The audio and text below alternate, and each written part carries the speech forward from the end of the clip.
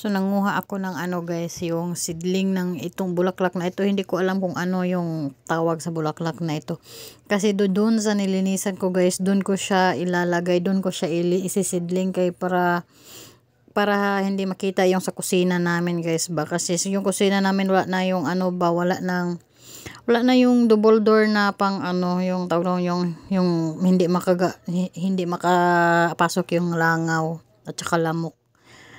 Sira na. So yan na lang ang gagawin ko para hindi kami makita sa loob ng para hindi makita yung ano namin guys, yung CR namin pag magbubukas kasi ako ng pinto sa kusina, nakikita din yung ano pinto ng CR namin. So yung kalsada sa labas, yung highway, yung iskina sa labas, pag may tao dadaan, nakikita kami doon sa kusina. Kaya lalagyan ko siya ng mga o kaya bulaklak or kaya damo na pang ano lang ba, kasi pag may magdaan na tao hindi kami makita sa kusina, kasi doon kapag maghuhugas kami doon kitang kita talaga yung kusina namin.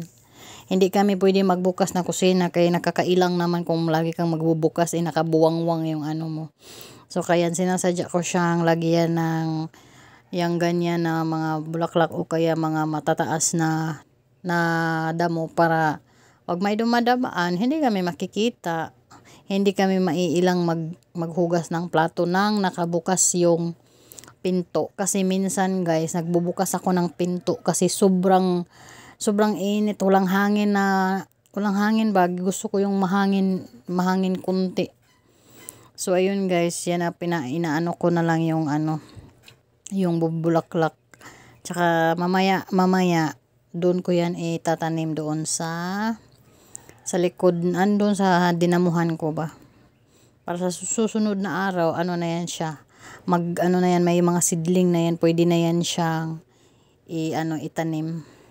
So yun lang guys. Maganda din magtanim ngayon guys kasi maulan. Ano ngayon guys, yung low pressure ngayon. Aywan ko kung low pressure na ba yung pumapasok dito sa Mindanao. Mindanao yung target ng ano ngayon eh. Parang bagyo na ata. Hindi ko na alam kung anong balita ngayon. Wala na kaming TV.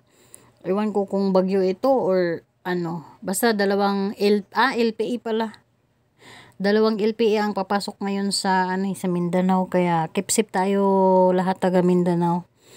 Kasi dito sa Davao yung may lugar na binaha. Sa dito lang din parte sa Davao yung nakaraang ulan. Grabe yung baha.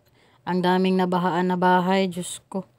Kaya ingat-ingat na lang tayo kasi hindi natin alam kung kailan ito hihinto tong LPE na ito. Dalawa daw yung papasok dito sa Mindanao. Kaya keep safe na lang tayo lahat. Ingat-ingat din para maging maingat na lang tayo. Lalo na yung yung baha. Tsaka lindol dito sa Davao guys, lagi naglilindol eh. Hindi mo alam kung anong nangyayari, bakit lindol ng lindol dito. Dito talaga sa Davao, lagi natatamaan ng lindol guys. Nung nakaraan din, naglindol. Pagkatapos ng ulan, naglindol. Diba nakakatakot yung ganun? Bigla na lang ba? Ayan na guys, maulan na siya. Umulan na. Pero mahina pa yung ulan guys. Paano ko yun masusundo yung dalawang yung dalawang anak ko. Mahina pa yung ulan guys. Magsusundo pa ako ng aking anak. Anong oras na ba? Maaga pa. Sana ganito lang kahina yung ulan. Hindi yung yung malakas kasi magbabaha kasi dito sa Davao guys. Kada ulan grabe yung baha sa mga kalsada.